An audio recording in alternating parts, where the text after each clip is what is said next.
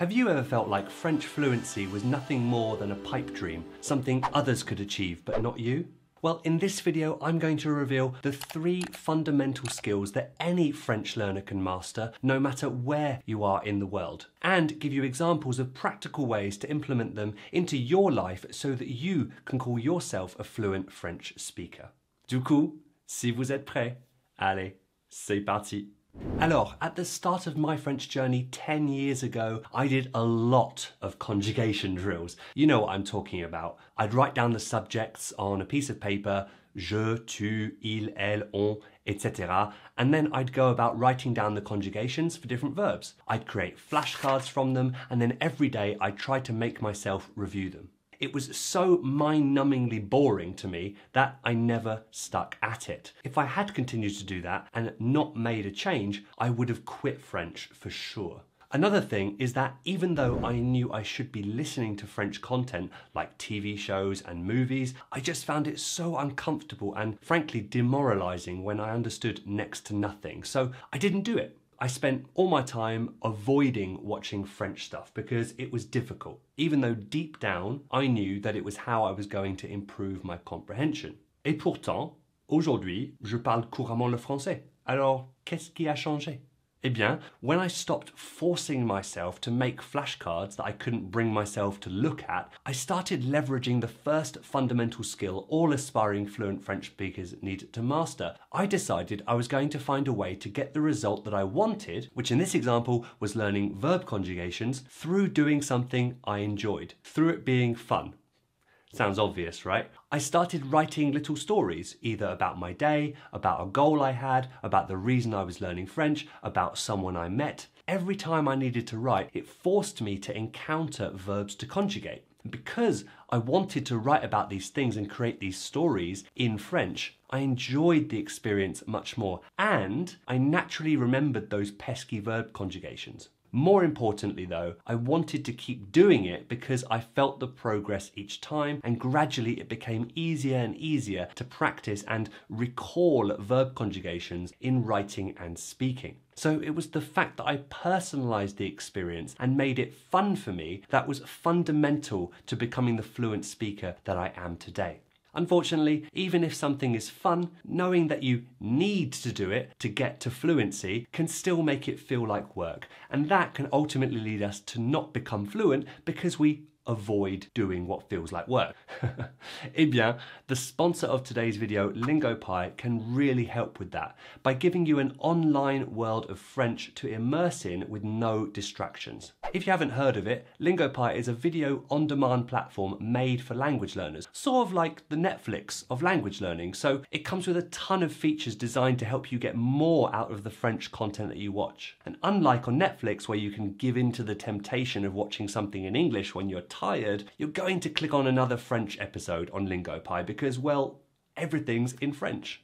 I've told you you've got to make the experience of French one that is fun. LingoPie has shows and short films from all sorts of genres so you can watch what really interests you, and therefore makes it easy to stay focused with the French. Plus, you can use their Google Chrome extension to understand more of your favourite Netflix shows like Lupin or Planqueur.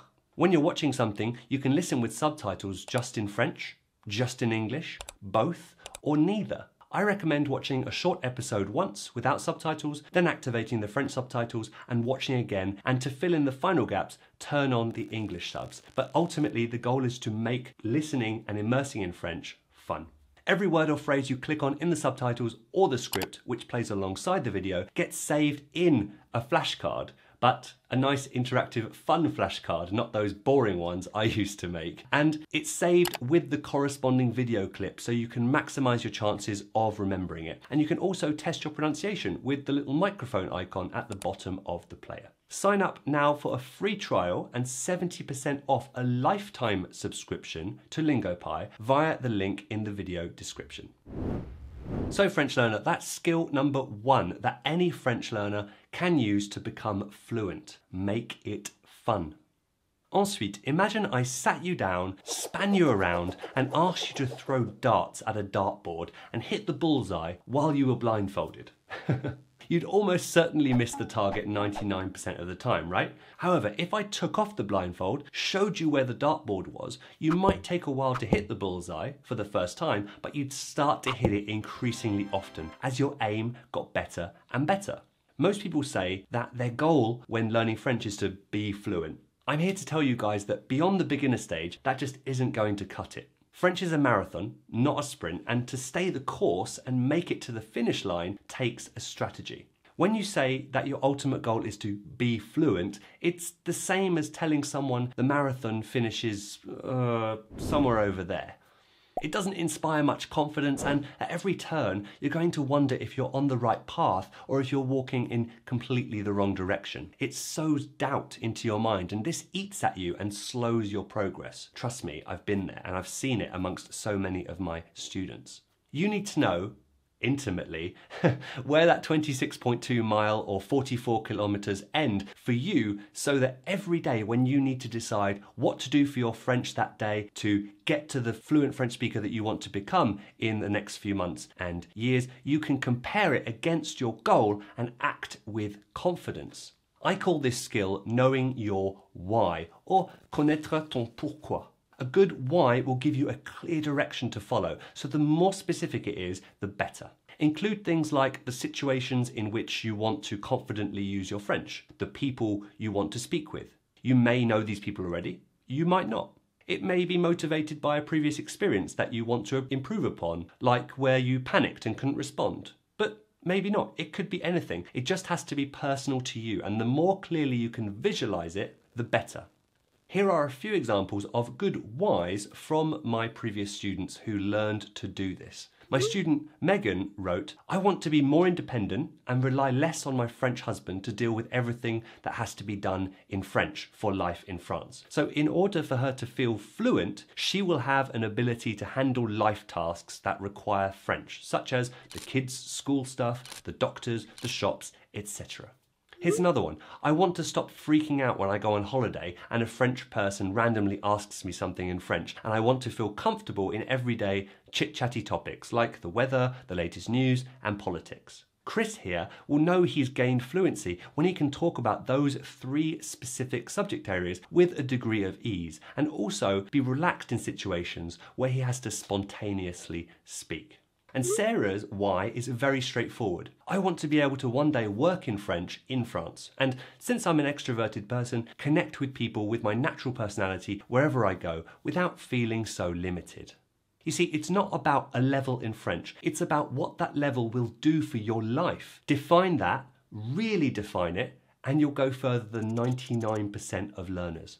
When I first arrived in France, I applied to a French school in Paris for my first month. In order to know which level of class to place me in, I did a standard placement test, first on paper, and the second stage was a short interview with someone who worked at the school. By their assessment, I had scored well enough to be placed in a B2 level class. For those of you who don't know, B2 is high intermediate. Good enough for university classes and even for some jobs, which looking back is actually laughable. The pride I felt when told that I'd done well enough to be in a B2 class was quickly wiped out when a few minutes later I found myself sat in a circle of other students and a teacher that were going around the room talking about themselves with a level of fluidity and complexity that I was frankly overwhelmed by. As my time got closer and closer, I could feel the pressure creeping up, and well, I did a terrible job compared to the others. It wasn't all in my head either, as it sometimes tends to be. The teacher pulled me aside and told me I would have to move down a level. I actually moved down 2 to 3 classes over the next couple of days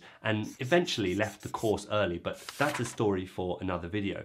You see, up to that point, I had been guilty of spending more time on the language than in the language, and this is what could have killed my chances at becoming fluent. Because you get good at what you do the most, right?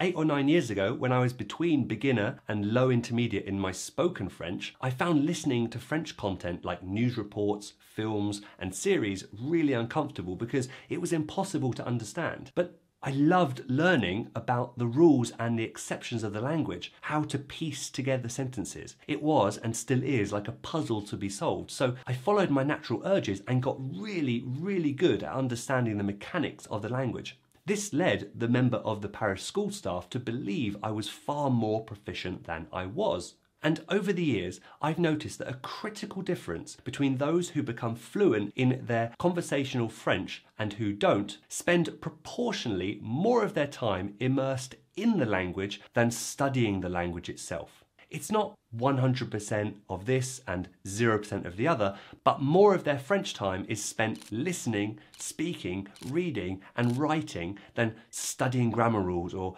doing online tests. Immersing in the language is certainly more uncomfortable, and in the short term, it feels far less rewarding, but I guarantee you it leads to bigger results for your life further down the road.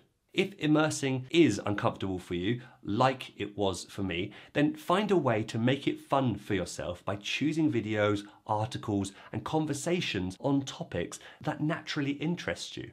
Now, if you're sitting there thinking, but I don't have anyone to speak to where I live, how can I become fluent? Then you should absolutely check out my private community, the Confident French Speaker Community, over here next.